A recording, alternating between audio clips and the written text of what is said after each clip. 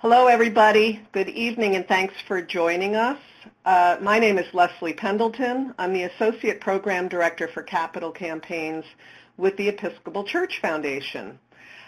Tonight, we're going to talk about the basics of a capital campaign, how you might prepare for that, any anxieties about getting started with it, and any other questions that you may have. So I'm going to go ahead and get started. Again, Nick Solog is our technical helper today. If you have a problem hearing me or seeing the information, please write in the chat box if you have any questions for him. The Episcopal Church Foundation has its own mission as we encourage churches to focus on their mission and value statements. We strengthen the leadership and financial capabilities of Episcopal congregations, dioceses, and communities of faith to pursue their mission and ministry. We do that through capital campaigns, obviously. We also do endowment management, and if you haven't been to our website, ecfvpvitalpractices.org, please do. There's an awful lot of helpful information, as well as all of these webinars are cataloged there. And vestry papers. If you were ever familiar with the old vestry papers that you got in paper, they are all archived on ecfvp.org now. Tonight we're going to cover how do you know if you're ready for a capital campaign, a general overview of the campaign process, and this is going to be primarily ECF's campaign process, and it varies a little bit from firm to firm, consultant to consultant, but generally you're talking about a similar overview. This is our methodology that we have found that works best for the church. And do you need a consultant, and if so, when should you start talking to a consultant? To get started, there are three basic types of giving in the church. You have your annual fund. This is what people refer to as, obviously, stewardship. Stewardship really encompasses all of this and everything that we do throughout the year in church. So we prefer to call this your annual funds or your annual pledge. It funds your operations. The donor tends to give from their own cash flow. It's a weekly, regular process in their financial planning. And it's tied to daily mission and ministry in the church. Capital funds are those that happen on occasion. They're extraordinary funds for extraordinary times. Not that that's once every 50 years. You're talking about maybe once every 10 years. If you think about when you have to put a new roof on or a driveway or painting your house, something major that you do in your own life, that's what we're talking about with churches. It funds specific projects often related to building needs, but not always. The donor gives sometimes from accrued assets. So again, extraordinary giving for extraordinary needs. Sometimes people have saving or stocks saved up, and sometimes people are just digging deeper for a few years into their annual and monthly allowance. And it's tied to your future growth and your mission, talking about what you need for the future. And then the third type is planned giving. And this poor little guy tends not to get as much attention as it should in the church. Our colleges, our libraries, our public radio does a very good job at reminding people about planned giving and leaving them in your will. 85% of what we're talking about here is just people remembering to leave the church in their will. Something, some percentage, some something.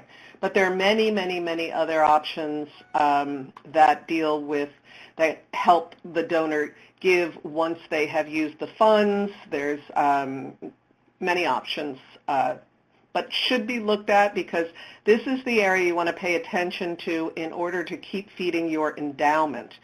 If you build your endowment can continue to help you on your capital funds. So they are all linked. So this may remind you of your own vestry or your own leadership or your church at one time. What is the elephant in the room that the vestry really doesn't want to pay attention to and really would like to wait for the new vestry to come in and handle this and deal with this? Capital campaigns aren't necessarily the thing that everybody is just dying to get into. But it can be a really, really rewarding experience for the church, help you develop new lay leadership, and really focus your parish on its vision and mission moving forward. So I'm going to talk a little bit about the fundraising process. The least visible parts of the process are the most important. Often when I'm speaking to potential clients, they say, you know what, we're ready for a feasibility study, or we've been talking about this for years, it's time for a capital campaign, and we'd like to do it next month.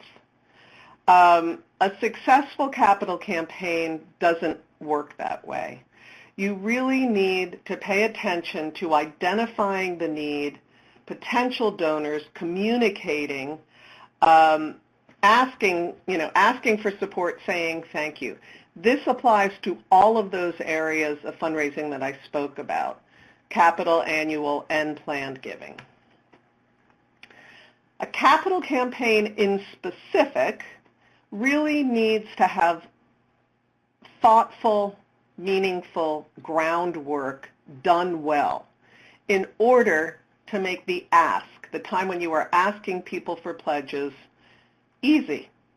And I tell people, by the time you get to that third phase and you're asking people, would you support or make a pledge to support this campaign, that part's going to be easy. And yet it's the part that everybody is the most anxious about.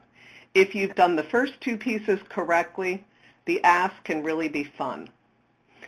So we have discernment, study, and ask, or solicitation. At ECF, we break this into three distinct phases, areas that need to be completed before going on to the next area. If you finish discernment, you don't want to move on, then you've done discernment, and that was a worthy thing to figure out this is not the right time for it, or we need to do more work here. I'm going to talk about all three of these in more detail, but discernment is really that communications, two-way communicating, listening and communicating phase.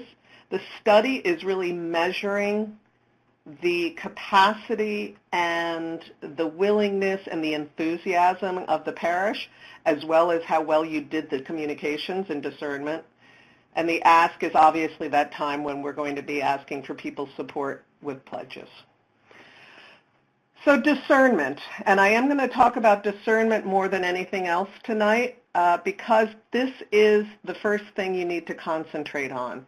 It's the first, if you're worried about asking for pledges, you're worried about feasibility studies, don't think about it until you've done a thorough discernment. Basically, you want to find out what is God calling your church to do or become today, not 50 years ago, not 10 years ago.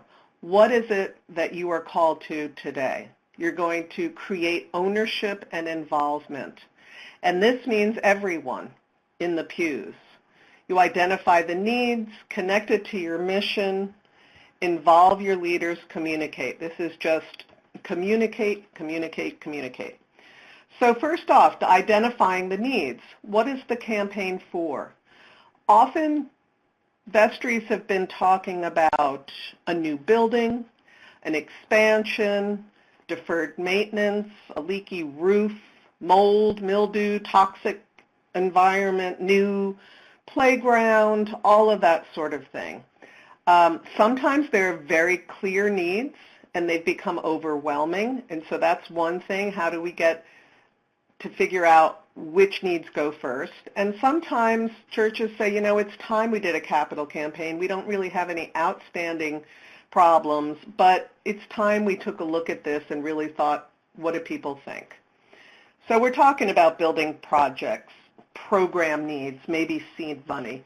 You can build endowment if you have a good reason for it and you can explain how that endowment is going to help your mission and ministry moving forward. And debt retirement also is a very compelling reason for a capital campaign because you're going to be freeing up money for your annual budget. Always, all of this, I don't care if it's a leaky roof, has to be connected to your mission as a faith family. What are you called to do, and how will these projects help you do it better and more faithfully? So how do you link tuck pointing on stonework to your mission and ministry? Well, most of us live in a area where things that you do, gatherings, people that gather under your roof, can't be done outside. You actually need a building. So what goes on under that roof? What goes on within the walls that is so important? And that's what you want to stress and explore with people. Let them dream. If this building collapsed, what would that mean for us? Then you want to communicate the vision. And this is really the two-way process. So maybe as a vestry, you've already identified some needs. You need to communicate what you've already identified and maybe what that means for the parish and what are the implications of that. Then you've listened to hear what other people might get excited about. You might also have listened and want to ask people, what is it that we're doing that's lost energy, that people don't want to do anymore? This is really a time to say, you know what, we don't have to be like every other Episcopal church offering the same things. If people aren't interested and aren't energized by that, what is it that people really want to do today, now, and in the future? Once you've gathered all that, again, you want to communicate the proposed plans. There will be costs involved, sharing that with the congregation. Final plans need to be approved by the vestry, and this is all before you're going to a feasibility study. Linda Barry, who is on the call tonight down in Texas, their parish is going into feasibility study, and she just wrote an excellent piece for their newsletter that just, again, restated where they were, explained what they did throughout discernment, what they were doing now in feasibility, what was going to be asked of every member of the congregation, and then what was coming. Recommunicating this throughout, I can't stress enough how helpful it is. People are building trust in that they're going to be told what's going on and that they're going to be a part of it, and it's their shared vision. So now you've identified your projects. People are starting to get excited, really realizing what this could mean for them as a congregation, as a parish. Now it's time for feasibility study. The feasibility study really is a measuring tool. It will let you know as a congregation the awareness and support for the projects, for the leadership, for the process, all of that. At ECF, we survey the entire congregation. There are other consultants and firms out there that will only interview a portion of your congregation. I find it, and obviously I'm partial, but I think people are involved in their church in many different ways. And only measuring the amount of money a certain group can give and their support makes you miss the opportunity of being able to include and maybe convert and better include new people who might be on the outskirts who are ready to take that step closer into the center of involvement. So unlike a hospital or library where you can't concentrate on the entire town and everybody in the town. You really have to, as a church, I believe, make everybody's opinion as important as the next person. So we come back with a full report that reports back these things, verbatim, what people have said. We identify an attainable goal. We actually will come back and say, you as a community can raise this amount of money, and we give you a figure. That sets people at ease. They realize, okay, this is attainable, we can do this. It might be less, it might be much less than what your feasibility tested for, but you wanted to make sure all the projects that people were interested was on that feasibility study. It'll prioritize those projects where people might see, oh, my favorite project, what I've been thinking was my favorite project all along, fell to the bottom of the list. And even when I look at that list, I realize my favorite project might not be a priority at this point. And then it weighs other intangibles and comments which may affect your campaign and may affect just some ministries that don't need capital funding and could get going right away. This is a 3-month process. Unlike Discernment, that is, it varies from church to church and how much time that's going to take. This really takes 3 months. It's very programmed and scheduled and deadline oriented because it's a survey. We do a tentative case statement and survey. There are personal interviews. And for ECF, for the ad for ECF, 92% of our clients meet or exceed the recommended goal that comes back in feasibility study. Any questions? I just want to give you a moment to take this in. We've just done discernment and feasibility study. You're seeing communications, as much as that's a word that gets abused in the church quite a bit. I think all it means is we have to communicate and re-communicate in as many ways as possible. There's so much competition for our attention that sometimes we just have to repeat and speak a little louder. I am going to continue on with capital campaign. If something comes up and you have a question, again, just type it in the chat box. And I see some people are typing. How much time do you allocate for the first 2 stages? So the easy part of that is feasibility study is 3 months. Discernment can take 2 weeks to 2 years. And I don't want to scare you with the 2 years piece. For the most part, on average, I would say 2 to 3 months for discernment.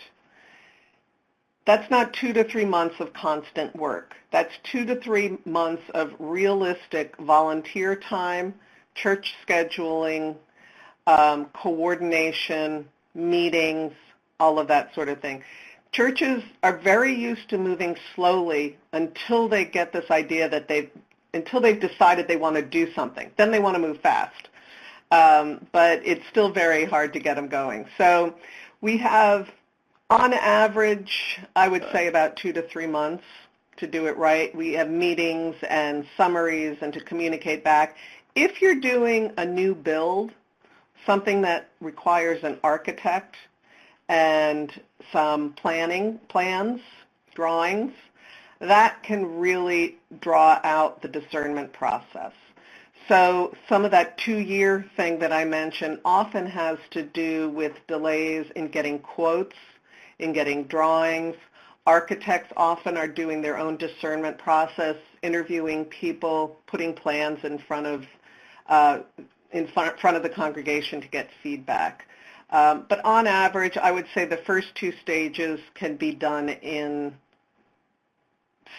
6 to 8 months, and it has been done faster. On average, you want to you want to allow about a year for the whole process, from beginning to end, without glitches. It's been done in 8 months. I think I've done it in 6 months with a highly motivated group of volunteers that had already done months of discernment work before I started with them. So, okay. So we're on to capital campaign. You've gotten the feasibility study report back. We've reported that back to the congregation. You now know, okay, we can raise a certain amount of money from our congregation. That's going to mean we need to get rid of one of our projects, or we need to tone back one of these, or put something on the waiting list. So leadership gets back together and figures out, okay, what is it exactly that we are telling people we will do for if we raise this amount of money? And then we get started on designing the campaign. Again, we start with the preparation and the communication materials. We are really talking more in depth about what we're asking people to contribute. Is it looking like it's going to be 2 times, 3 times, 4 times your annual pledge and plate? Well, then people have to start thinking about, can I maybe triple my annual pledge to the church over a 3-year period? So that's where the numbers start hitting home. We plan a kickoff event. We have an advanced gift phase, which often is referred to as the quiet phase, where we go to the leadership, anybody who's been in a leadership role on vestry, planning committee, that sort of thing, and anybody who we feel might have the potential to make a lead gift. Then we do a kickoff event, hopefully announcing that you are 50 to 75% to goal. And then all of those other gifts, and perhaps people who thought, you know, we're not going to be able to do this, they start seeing the train leave the station, and they start getting excited and get on board with their gift. And really, it's very hard to reach your goal if you don't have the support of those gifts, those cleanup gifts. Really what it's about, even from the beginning with discernment, is connecting with one another. When we get to the point of training volunteers to go to friends of theirs or people they've never met in their own congregation and ask them to participate in the campaign, what we're asking is, go share your story. Share, why is your church important to you? Why is this project important to you and the future of your church? Repeat the stories, connect with one another, and that really is the crux of it. You're not going to sell them something. You're in this church together. Henry Nouwen, theologian and personal favorite of the Episcopal Church Foundation, because he wrote this wonderful book called The Spirituality of Fundraising, I think really sets the tone for this type of fundraising. He says when fundraising is done right, the person asking and the person giving come together to participate in a new thing God is doing. And this may sound a little pie in the sky, but I have had multiple volunteers over time come back and say, you know, I really thought you were just putting on the frosting there. But it really was a fabulous experience visiting people and inviting them into this exciting time. So the first story we're going to be telling people, or maybe not the first if you're meeting with somebody, but this is the story of your campaign. Your brochure, your campaign materials really tell the story of how you got to this point. So all of those sharing, the meeting, the mission and ministry, there's a prayer over here for your campaign. It all boils down to your brochure, because this is summarizing what it is you want to do, why you want to do this, why it matters to the church, and the exact amount of money you're looking for, the funds to make this happen. This is also one of the most exciting times in a campaign is to see your brochure. We do produce these materials for you in our methodology. But it really is fun to see this. And I liken this to the work the church has gone. You could go to your neighbor and say, I would like you to see all of the exciting things going on at my church right now, especially this. Nouwen also states this in his book, and just another way to look at this. People have such a need for friendship and for community that fundraising has to be community building. I wonder how many churches and charitable organizations realize that community is one of the greatest gifts they have to offer. If we ask for money, it means we offer a new way of belonging. Many of my clients, and I think churches in general, after they've finished their campaign, wonder, one of the recommendations for making up your goal, let's say you haven't reached goal or you'd like to go a little bit further past goal, one of the things you want to do is keep your campaign alive during the time that people are paying out their pledges. And one way to do that is to invite newcomers to become a part of this, meaning you're inviting them to participate in the capital campaign. The the old Episcopal reaction to that is, well, isn't that rude? I mean, you don't want to ask newcomers for something right away. I'm not saying this is what you greet them for the first time at the door with, but those people who have been coming back to your church for a while, I think it's rude not to offer this to them. There's other people that are excited about it. I think it shows newcomers that you have a vision for the future. And exactly this, that we're inviting you into the community to be a part of this. It's not a shakedown, it's an invitation. So the question of consultants, can you do it alone? And what I like to say is, of course you can do it alone, but should you do it alone is another question. There are lay people out there with tons of experience and talents, and time, talent, and treasure are those things that we talk about with stewardship. This is a very onerous task. This is a big deal for a volunteer to take on. And certainly it's a task that's not fair for clergy to take on, your rector to be taking this on as their task. This is about your church and your church's future, which may or may not include your current clergy. Your church will be around a lot longer than your current clergy person. So it really is a lay responsibility to back this up, to come up with the vision, and to make sure that your clergy are not doing this by themselves. That said, a volunteer who might be a fundraiser could do this, but they're awfully close to the uncomfortable parts of this.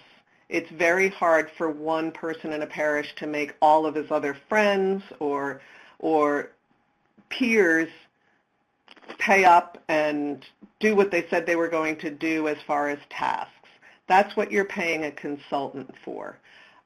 They're accountable. They have to answer in a timely manner. It's our responsibility to remind you of the deadlines and try to keep you on them and try to keep volunteers energized and moving forward.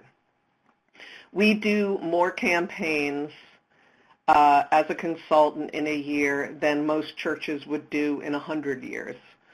So we are constantly learning what's different, what's changing out there, what are the challenges, and talking to our other consultants about what they're seeing out in the field.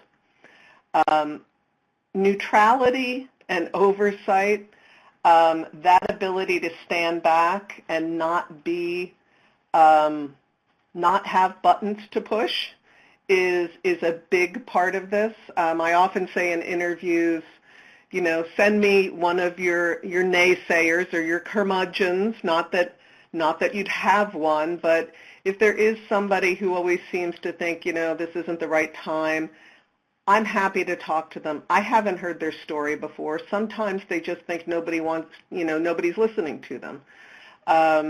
So it's much easier for me, and sometimes there's a good idea there that people have just been turning off. So, and we are expected to adhere to the highest ethical standards, which sometimes just are not known.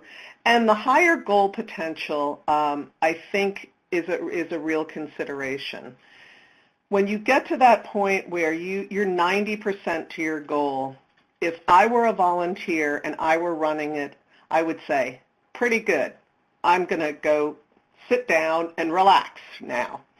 I've been doing this for a year. I've had enough.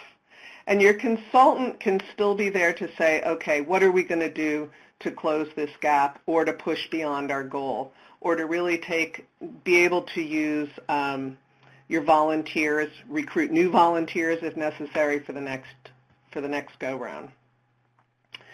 ECF, to be specific, we do have knowledge of the Episcopal Church, and our mission is to make the Episcopal Church stronger. That's why we exist, so that's why we're out there. We do not want to come in and run a campaign for you. We don't feel that leaves you any stronger or more capable or that you've learned anything if we come in and ask people. We have over 25 years of successful campaign management. We are spiritually focused and remind people that that's where they have to be in order for this to really work. While you're doing a campaign with us, and these things are available, if you're not doing a campaign, but as part of the campaign, we also want to make sure that you're going in the right direction with clergy lay teams as far as figuring out how to better manage and run committees or the church with the involvement of laity. Again, to make sure that you have a planned giving program in place and to also make sure you have a gift acceptance policy ready and waiting for those bequests so that they can go in to feed your endowment. So we also work with churches on their endowment structure. Again, we have consultants all over the country. Our sliding fee scale, we will work with churches of any size, and in order to do that, we do set our fees on a sliding scale according to the size and budget and situation of each church, so that the smallest church could still have some objective outside professional help.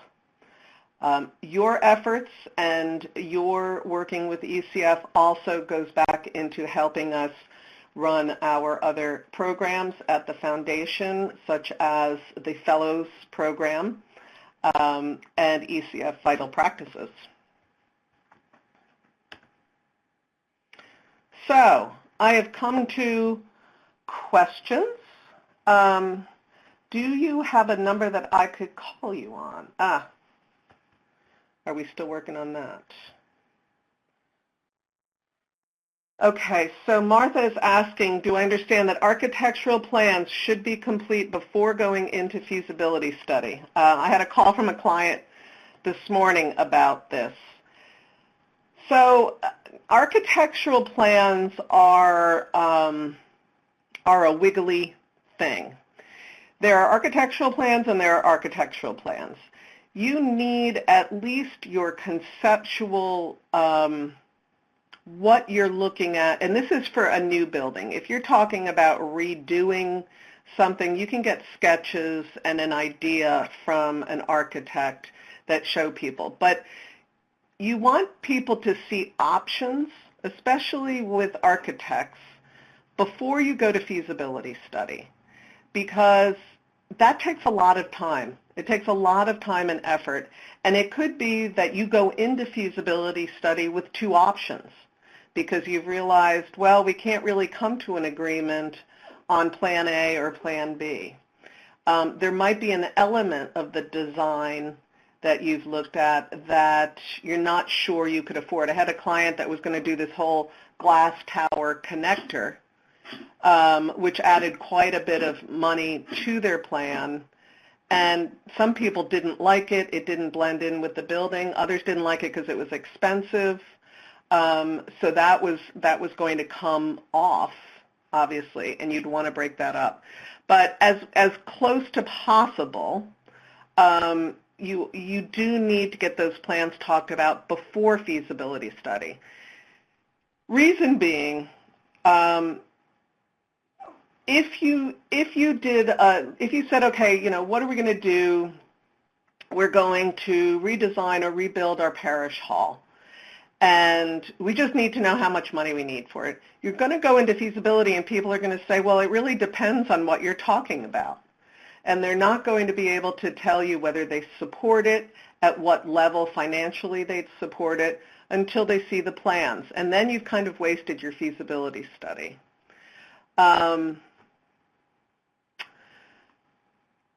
Okay, Anne has asked, does a capital campaign only solicit from members, or does it also include the community? I'm working with a small church in South Carolina, has 20 to 25 active members.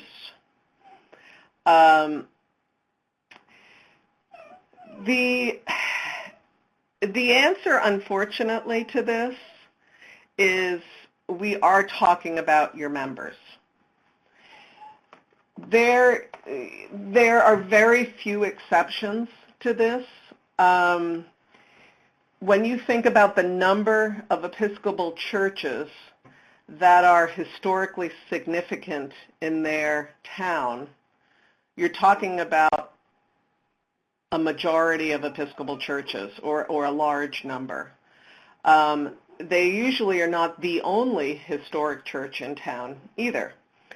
So when I've talked to people about this before, I've said, think about the last time you gave to the Congregational Church's capital campaign, because that's that other really pretty church on the green. The idea really in the community is your membership has to take the lead. There are ways to get matching grants. There are foundations that will finish your campaign if you can raise a certain amount, but it has to be the invested members first.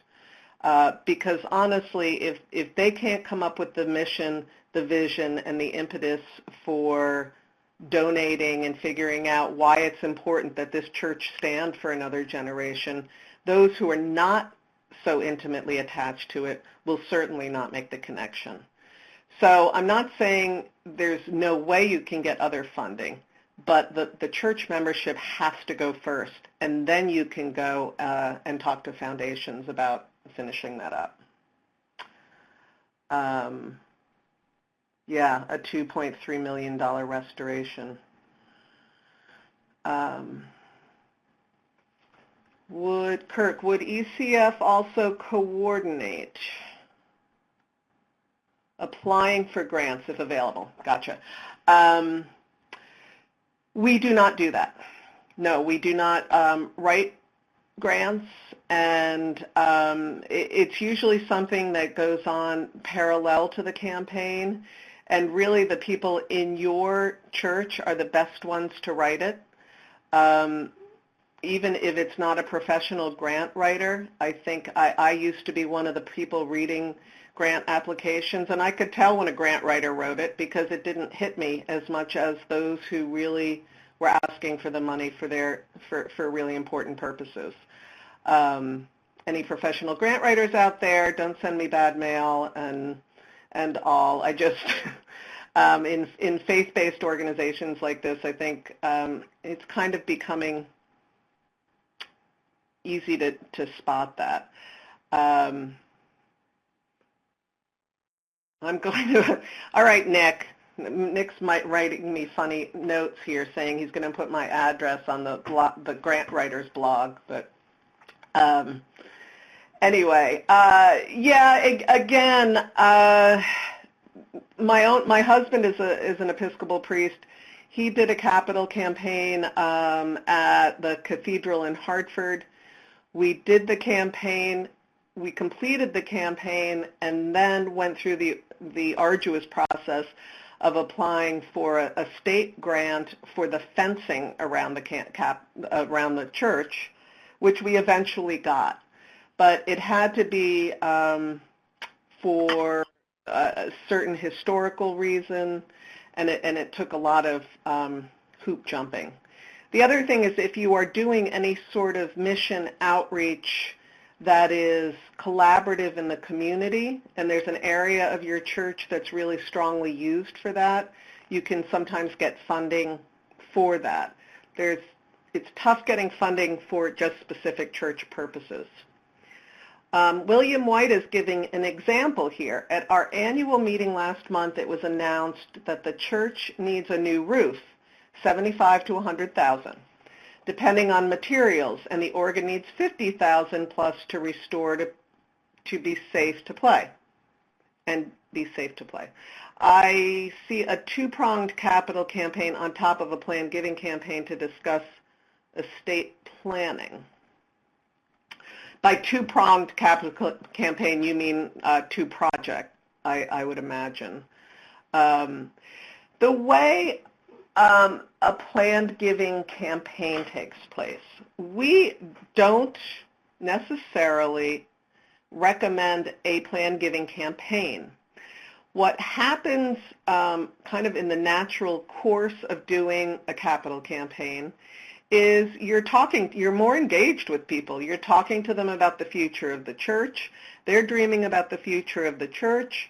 You are doing fiscally responsible things like getting your structures and endowment structures in order, getting a gift acceptance policy on your website so it's public and people know about it. Then people are going to be able to talk to you about, you know what, I've decided I want to leave a certain amount of money in the church to my will. In my will, how do I go about that? And now you're having those discussions. This does not in any way add into your capital campaign. This is further down the line thinking. But by doing a responsible capital campaign, you are more likely to build up the confidence of donors to say, I know that my legacy is going to be taken care of and stewarded in the way that I would like, in that it will help the church live into the future. I'm really ready to do this now. So it's sort of the sidebar to a capital campaign, and then once that's started, you want that to go on forever. So your planned giving campaign should be going on like your annual campaign, that it's constantly recognized. Maybe one Sunday a year you recognize people who have identified the church in their will, that sort of thing. Reese said, do you do on-site training, and would our diocese have to underwrite the cost for the training? Reese, if you can let me know what training and what you're talking about. And then Sarah has said, would you share Linda Berry's article as an example of effective communication? Linda, would you be okay with that? I'm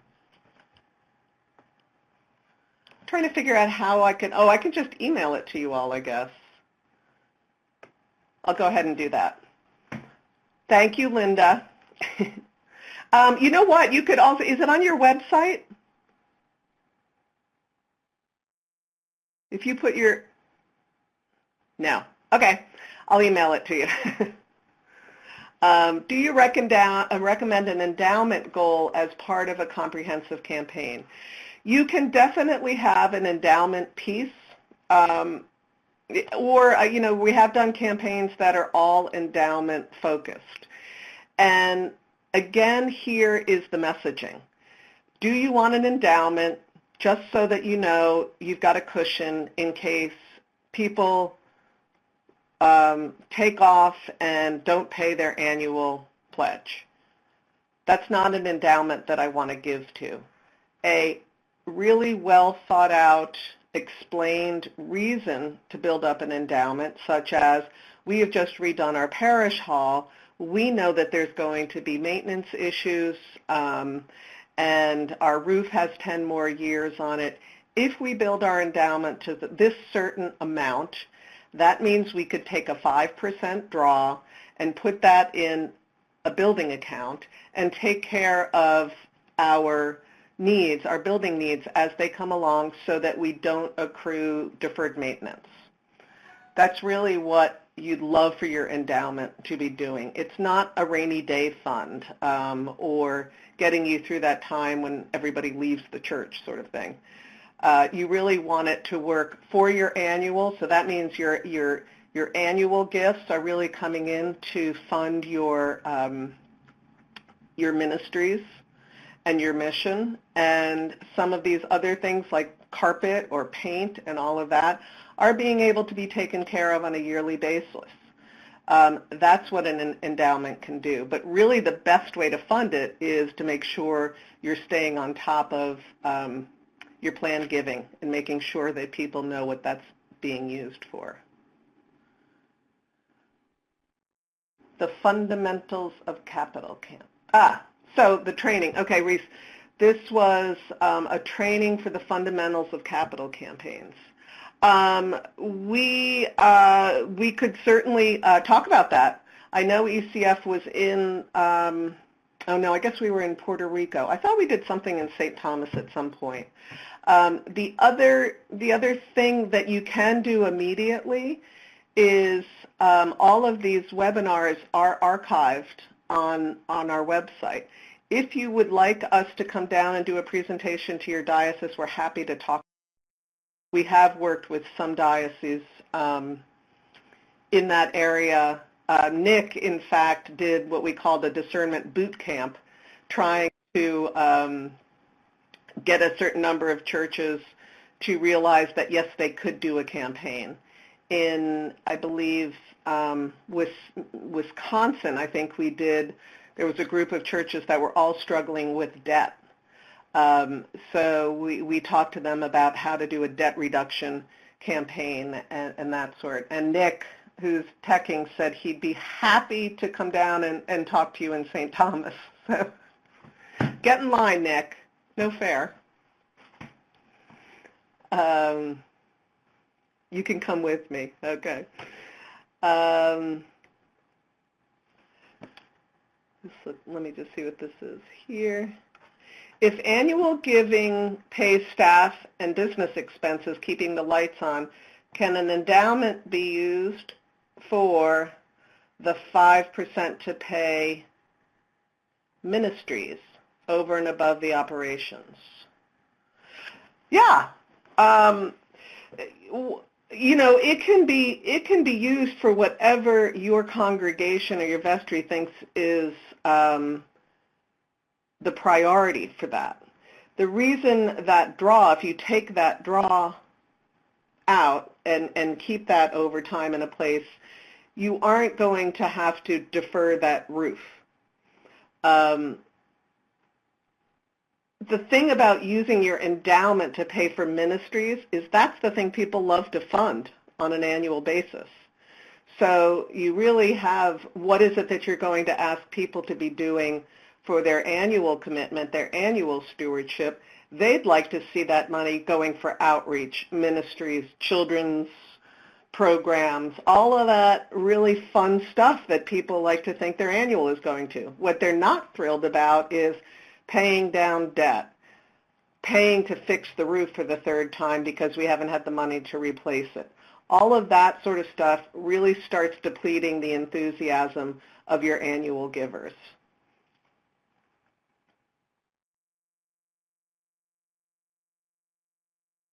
We are just about 10 to 8. Are there any other questions, or you can get out of class early?